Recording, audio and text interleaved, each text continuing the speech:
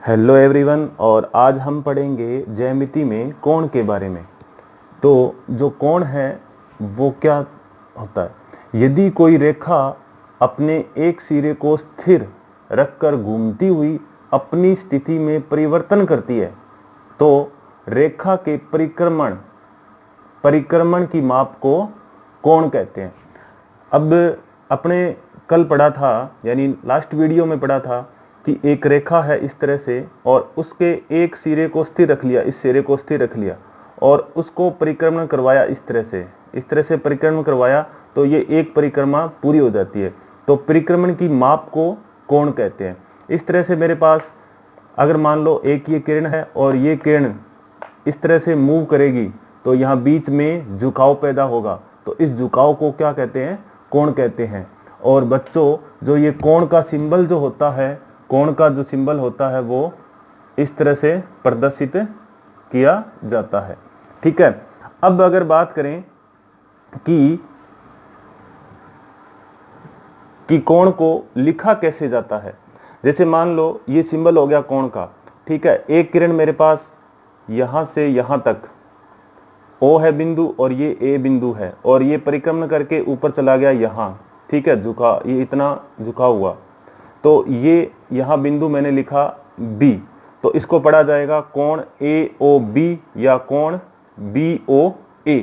और ये ध्यान रखना कि ये जो O है वो इस किरण और इस OB वाली किरण दोनों में उभयनिष्ठ है, इसलिए इसको बोल देंगे कोण का शीर्ष। तो इसको ऐसा लिखा जाएगा कि कोण AOB या फिर लिखा जाएगा कोण BOC। और ये जो कोण है वो कहां पर स्थित है, वो इस बीच वाले बिंदु पर पता चलेगा कि इस बिंदु पर कोण स्थित है। ठीक है, या कोण का मान स्थित है। और ज्यामिति में कोण वह आकृति है जो एक बिंदु से दो सरल रेखाओं के निकलने पर बनती है। ठीक है, दो सरल रेखाओं के निकलने पर क्या बनती है? एक कोण की आकृति बनती है ज्यामिति में। अब बात कर लेते हैं कोण की माप। डिग्री और रेडियन में मापा जाता है। कोण की जो माप होती है वो दो पद्धति होती है, एक तो डिग्री होती है और एक रेडियन होती है। तो डिग्री की अगर बात करें, जैसे मान लो अपने पास इस तरह से एक वृत्त है और इस वृत्त को 4 भागों में बांट दिया इस तरह से। ठीक है। और एक परिक्रमण जो काल होता है वो 360 डिग्री होता है। कितना होता है? 360। और एक डिग्री जो है वो 60 बराबर भागों में बांटा जाता है, और एक डिग्री जो है वो 60 बराबर भागों में बांटा जाता है, और एक भाग जो है वो 60 मिनट के बराबर होता है। इसका मतलब ये हुआ कि 1 डिग्री बराबर 60 मिनट और 1 मिनट में 60 सेकेंड होते हैं। तो यहां से अगर ये कोण खुलेगा तो कितने डिग्री का खुलेगा? 90 डिग्री का। ये 90 डिग्री का कोण होता है। आगे ये 90 डिग्री का, फिर ये 90 डिग्री का, फिर ये 90 डिग्री का, तो टोटल कितना हो गया? 360 डिग्री। एक परिक्रमण में कितने डिग्री का कोण होता है? 360 डिग्री। और ये डिग्री की पद्धति है। अब रेडियन की अगर बात कर लें, रेडियन की, तो रेडियन जो होता है, जैसे मान लो मेरे पास 1 सेंटीमीटर का वृत्त है। 1 सेंटीमीटर का क्या है? एक वृत्त है। वृत्त के बारे में भी आगे और डिटेल से पढ़ेंगे, अभी यहाँ पर अपने पढ़ रहे हैं रेडियन के बारे में। तो 1 सेंटीमीटर का रेडियन है। 1 सेंटीमीटर का रेडियस का एक सर्किल अपने बनाना है, तो अपने पूरा नहीं बनाएंगे। जैसे मान लो 1 सेंटीमीटर का चाप लगाया, यहाँ से यहाँ तक 1 सेंटीमीटर का चाप लगाया। ठीक है। तो ये 1 सेंटीमीटर का चाप है और 1 सेंटीमीटर का क्या है? रेडियस है। तो इसके बीच में बनने वाला कोण 1 रेडियन कहलाता है। तो रेडियन को इस तरह से लिखा जाता है, ऊपर C ऐसे लिखा जाता है, 1 रेडियन। और 1 रेडियन जो ये पूरा ये जो पूरा परिक्रमण है वो 2 पाई रेडियन कहलाता है। एक जो पूरी परिक्रमा है वो क्या कहलाती है? 2 पाई रेडियन। 2 pi radian. और अभी अपनों ने डिग्री में पढ़ा था कि एक परिक्रमण जो होता है कितने डिग्री के बराबर होता है? 360 के बराबर। इसका मतलब ये हुआ कि 2 पाई रेडियन जो होता है वो 360 डिग्री के बराबर होता है। अब यहाँ ये पाई जो वर्ड आया है, जो सिंबल है, उसका मतलब ये होता है पाई बराबर होता है परिधि बटे व्यास। परिधि बटे व्यास। और ये परिधि क्या होती है, व्यास क्या होता है, ये जब अपने वृत्त पढ़ेंगे उसमें अच्छी तरह से डिटेल से पढ़ेंगे। तो यहाँ एक बार सिर्फ कोण की बात कर रहे हैं। तो 2 पाई रेडियन इक्वल होता है 360 डिग्री, और 1 पाई रेडियन या 1 रेडियन, अब यहाँ से 1 रेडियन की वैल्यू आएगी अपने पास। 1 रेडियन बराबर हो जाएगा 360 बटे में कितना? 2 पाई, ये इससे कट गया 180 पे, तो कितना मिला 180 डिग्री बटे में पाई, यानी 1 रेडियन बराबर होता है 180 डिग्री बटे पाई। अब देखो ये पाई इसके साथ अगर मैं मल्टीप्लाई करूं तो इसका मतलब ये हुआ कि पाई रेडियन इक्वल कितना आया 180 डिग्री। समझ आया? पाई रेडियन बराबर कितना आया 180 डिग्री। इस तरह से अपने रेडियन जो माप है उसको डिग्री में चेंज कर सकते हैं और डिग्री माप को अपने किस में चेंज कर सकते हैं, रेडियन में चेंज कर सकते हैं। जैसे मान लो मेरे पास 90 डिग्री है और इसको रेडियन में चेंज करना है, किस में चेंज करना है, रेडियन में चेंज करना है। तो रेडियन में चेंज करने के लिए 90 डिग्री को आप किस से मल्टीप्लाई कर दोगे, पाई बटा 180 से गुणा कर दोगे। ठीक है, डिग्री से रेडियन में चेंज करने के लिए पाई बटा 180 से, डिग्री से यहां अपने लिख लेते हैं, थोड़ा सा यहां देखिएगा, डिग्री से रेडियन में चेंज करने के लिए पाई बटा 180 से, और पाई रेडियन से, और रेडियन से डिग्री में चेंज करने के लिए 180 बटे पाई से क्या करेंगे, गुणा करेंगे। अब ये अपने पास 90 इंटू एक पाई बटा 180 है, ये 0 से 0 कटा, 9 दुआ 18, तो 90 डिग्री कितना बना, पाई बटा 2 रेडियन, पाई बटा 2 रेडियन। ये होती है डिग्री और रेडियन में माप, किसकी, कोण की माप। चलिए आगे बढ़ते हैं। कोणों के जो चिन्ह होते हैं वो एक तो होता है प्लस और एक होता है माइनस। इसका मतलब ये हुआ कि धनात्मक कोण और ऋणात्मक कोण। आपने घड़ी की सुई की दिशा आपने देखी होगी, घड़ी की सुई की दिशा जो होती है वो इस तरह से चलती है, इस तरह से चलती है ना, ये क्या बोलते हैं, वामावर्त दिशा। ठीक है, सॉरी दक्षिणावर्त दिशा, दक्षिणावर्त दिशा। अब देखिएगा ये जो वामावर्त दिशा और ये दक्षिणावर्त दिशा होती है, ये सबसे पहले ये देखिए क्लॉकवाइज, क्या है, क्लॉकवाइज। क्लॉकवाइज अगर बात करें तो जैसे मान लो ये घड़ी है तो क्लॉकवाइज यानी ये दिशा चल रही है। और अब बात करें वामावर्त दिशा की, तो वामावर्त दिशा कौन सी होती है, एंटी क्लॉकवाइज, यानी सुई के विपरीत दिशा इस तरह से चलेगी। तो जो एंटी क्लॉकवाइज चलेगा तो वो कोण इस तरह से खुलेगा, ऊपर की ओर ऐसे खुलेगा इस तरह से, तो वो कोण कहलाता है धनात्मक कोण। कौन सा कोण कहलाता है, धनात्मक कोण। और जो दक्षिणावर्त है यानी एंटी क्लॉकवाइज है, इस तरह से अगर मान लो ये कोई किरण है ओ ए और ये नीचे की तरफ खुल रही है, इस तरह से झुकाव पैदा हो रहा है, ठीक है, तो ये जो कोण कहलाता है वो कहलाता है ऋणात्मक कोण। क्या कहलाता है, ऋणात्मक कोण। तो आपको अच्छी तरह से पता चल गया होगा कि कोण दो प्रकार के हैं, धनात्मक और ऋणात्मक। आगे और अच्छी तरह डिटेल से पढ़ते हैं कि कोणों के टाइप कितने प्रकार के होते हैं। और हाँ, आप अगर नोट करना है तो वीडियो को पॉज करके ये सारा मैटर आप नोट कर सकते हैं।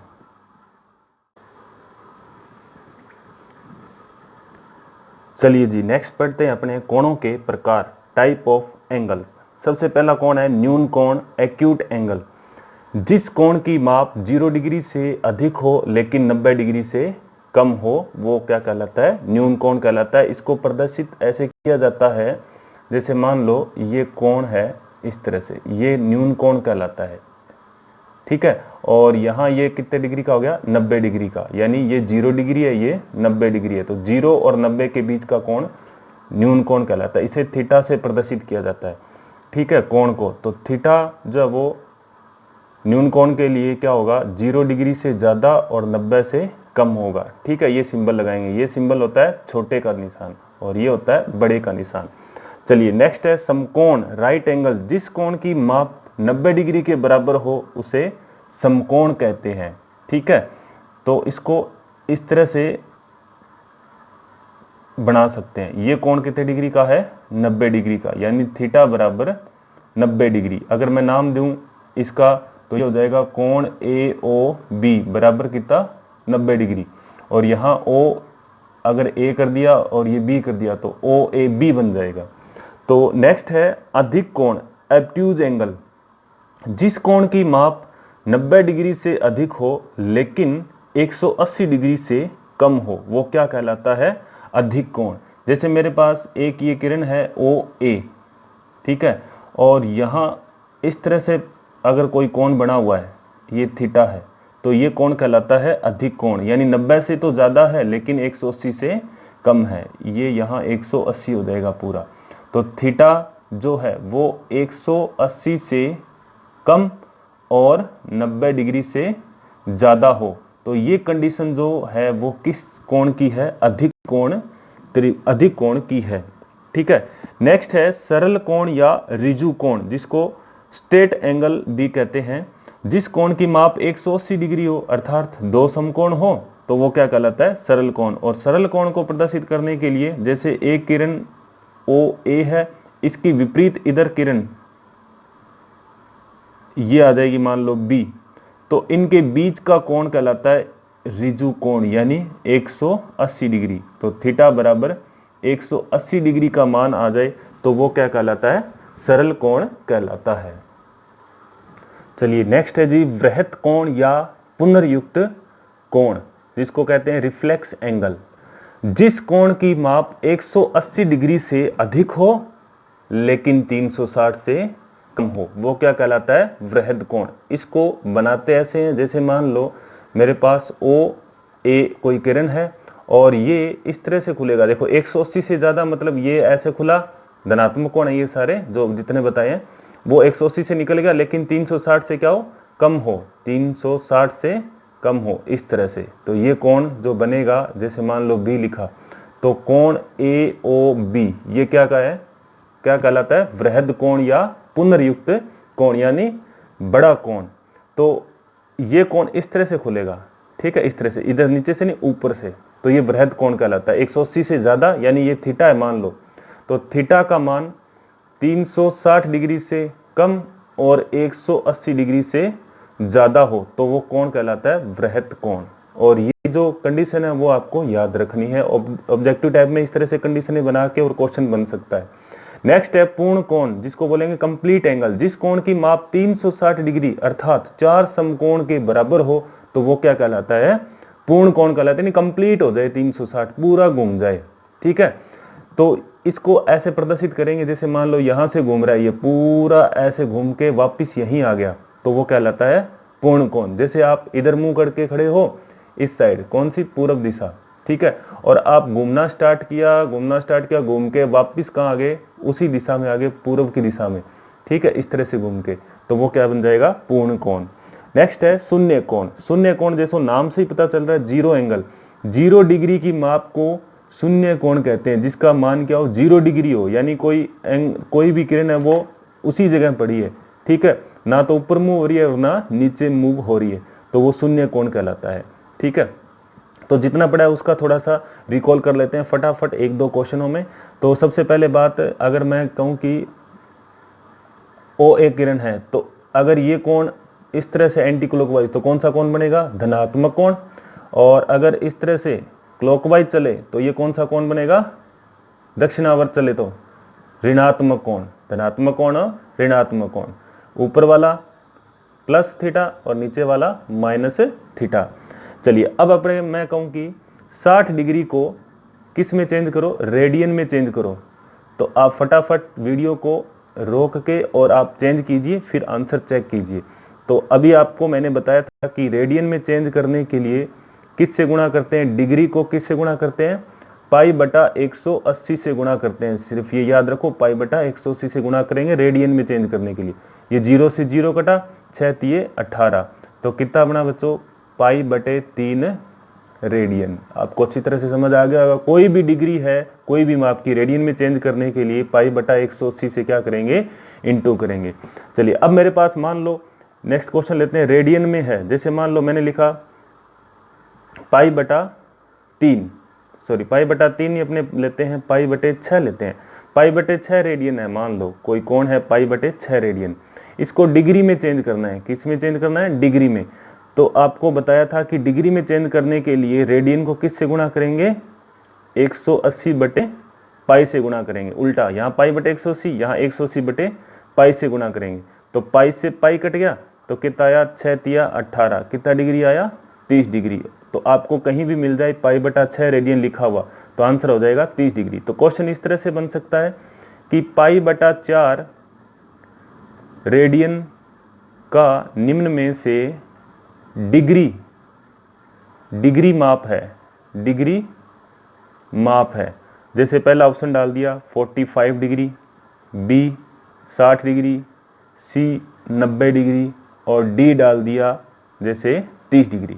तो कमेंट सेक्शन में आप बताइएगा इसका आंसर क्या मिलेगा, पाई बटा 4 रेडियन का डिग्री माप क्या होगा। चलिए आगे नेक्स्ट चलते हैं। चलिए जी नेक्स्ट बात कर लेते हैं लंब पूरक या अनुपूरक या कोटि पूरक या पूरक कोण। मेन क्या वर्ड आएगा, पूरक कोण। पूरक कोण कौन से होते हैं या किसे कहते हैं? ऐसे दो कोण जिनकी माप का योग कितना डिग्री हो, 90 डिग्री हो, वो पूरक कोण कहलाते हैं या लंब पूरक कोण कहलाते हैं। जैसे मान लो एक 30 डिग्री है तो दूसरा कितना हो जाएगा 60 डिग्री। एक अगर मान लो 80 डिग्री है तो दूसरा कितना हो जाएगा 10 डिग्री। अगर एक 1 डिग्री है तो दूसरा कितना हो जाएगा 89 डिग्री। ऐसे दो कोण पूरक, ऐसे दो पूरक कोण जिनका माप एक जैसा हो तो वो हो जाएगा 45 और दूसरा भी 45। ठीक है, चलिए नेक्स्ट बात करते हैं कौन से कोण की, संपूरक कोण की। ठीक है, जिसका दूसरा नाम है परिपूरक कोण या ऋजु पूरक कोण और इंग्लिश में बोलते हैं उसको सप्लीमेंट्री एंगल। ठीक है, तो संपूरक कोण कौन से होते हैं? ऐसे दो कोण जिनकी माप का योग कितना डिग्री हो, 180 डिग्री हो। तो यहां जैसे मान लो एग्जांपल लें, एक है 95 डिग्री तो दूसरा कितना हो जाएगा 85 डिग्री। ठीक है, एक 95 दूसरा हो जाएगा 85। ये दोनों क्या कहलाते हैं, संपूरक कोण कहलाते हैं। अगर मान लो एक 100 डिग्री है तो दूसरा हो जाएगा 80 डिग्री। चलिए नेक्स्ट बात कर लेते हैं आसन कोण या संलग्न कोण के बारे में। ठीक है, जिसे एडजेसेंट एंगल कहते हैं।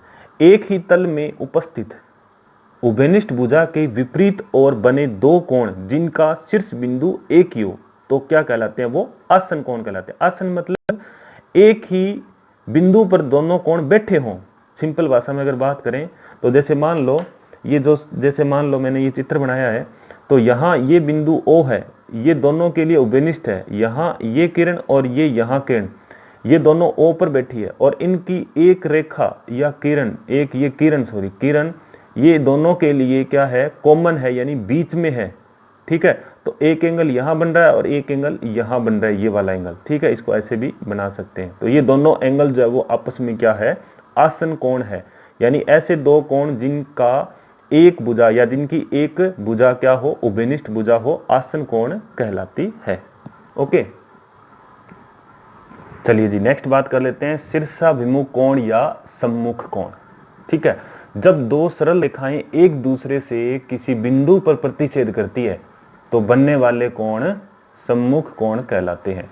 जब दो सरल रेखाएं, जैसे मान लो एक सरल रेखा ये है, ठीक है, और दूसरी सरल रेखा ये है, तो एक दूसरे को किस बिंदु पर प्रतिच्छेद करती है, कोई बिंदु मान लो O बिंदु पर प्रतिच्छेद करती है, तो इस प्रकार बनने वाले कोण सम्मुख कोण कहलाते हैं। यहाँ चार कोण बन रहे हैं। चार कोण कौन कौन से बन रहे हैं, देखिएगा 1 2 3 4, एक ये एक ये एक ये और एक ये। अगर इनका नाम अगर मैं करूं, नामकरण इसका, जैसे मान लो A B C और ये D कर दिया, तो AOB कोण AOB ये वाला कोण, और दूसरा COD कोण COD, दोनों सम्मुख कोण है और सम्मुख कोण हमेशा आपस में क्या होते हैं, बराबर होते हैं। ठीक है, ये आमने सामने वाले कोण हमेशा बराबर होंगे, शीर्षाभिमुख कोण। ठीक है, और इधर से BOD और इधर से AOC, ये वाला कोण और ये वाला कोण आपस में क्या होगा, बराबर होगा। चलिए नेक्स्ट बात कर लेते हैं रेखिक युग्म। अब रेखिक युग्म, युग्म का मतलब होता है दो कोण, यानी कौन से दो कोण है जो रेखिक बनाते हैं। रेखिक देखो नाम से पता चल रहा है, रेखिक, रेखिक का मतलब रेखा पर, किस पर, एक रेखा पर दो कोण हो। ठीक है, दो विपरीत किरणों के मिलन बिंदु से या मिलाने पर जो बिंदु बनते हैं, दो विपरीत किरणों के मिलन बिंदु से तीसरी किरण खींची जाए तो दो आसन कोण बनते हैं। और आसन कोण अभी पढ़ा अपनों ने। ठीक है, तो आसन कोण बनते हैं तो वो रेखिक युग्म कहलाते हैं। कैसे, जैसे मान लो दो विपरीत किरण है, एक इधर से और एक इधर से, ये दो विपरीत किरण हो गई, यहाँ बिंदु O है और एक तो किरण है OA और दूसरी किरण है OB। ठीक है, अब किरण के बारे में अपनों ने पढ़ लिया लास्ट वीडियो में, अगर आपको देखना तो वहां जाके आप चेक कर सकते हैं।